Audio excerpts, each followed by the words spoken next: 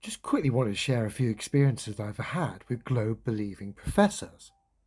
The first was with a guy called Brian, I think it was Myers. The conversation quickly descended into him calling me childish names, calling me a thruff, a pancake earther.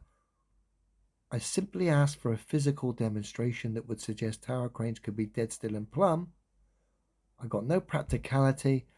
I just got called names, and he got more and more childish as the interaction went on and decided to pull the plug. But I will admit, actually, that guy was one of the very few people that's ever triggered me online. I don't know what it was. He's just his childish insults and stuff.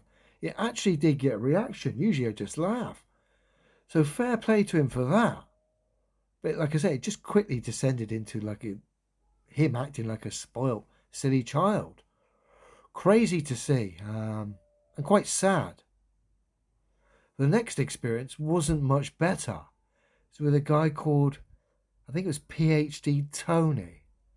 Again, I was asking for physical proof of things, not falling for the sophist arguments, not falling for the stargazing fantasies.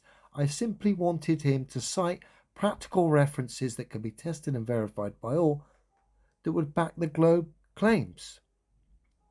Do you know what he said? He wished me dead.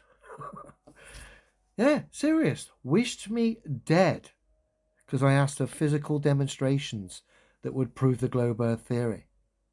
Couldn't admit it. It was a belief. That would be the powerful thing to do. Even if you actually, you're a professor and you believe the globe, but you can't prove it. The powerful thing to do is just to admit it's a belief. Don't be scared to admit it. You can't prove it. These people get such hard shells of delusion. They lose touch with reality and real people. And the problem is then they start to project their own failings, lies, misrepresentations, and all sorts of silliness. But it is what it is. And finally, a professor that we all know, Philip Bell. Now, I like Phil, but something's not right with Phil these days. Back in the old days, Phil would steam into the comment section like an out of control windmill and go toe to toe. And I have to say, he was funny, and I quite admired his style. He was willing to go to toe with mass groups of people and dish it out, and actually had a great sense of humour. The Professor Bell these days is a sad, sad figure compared to the old Phil Bell. It's a shame.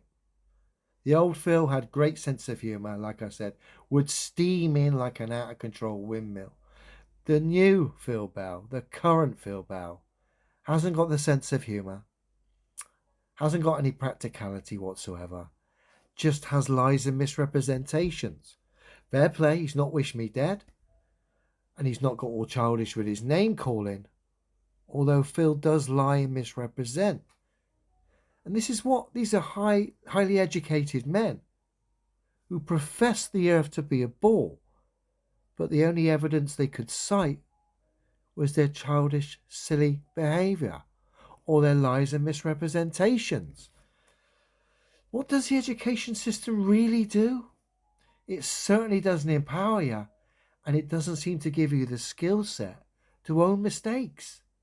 Seems the higher up the so-called ladder you go, the more deluded, egotistical, and out of touch with being true to yourself you become.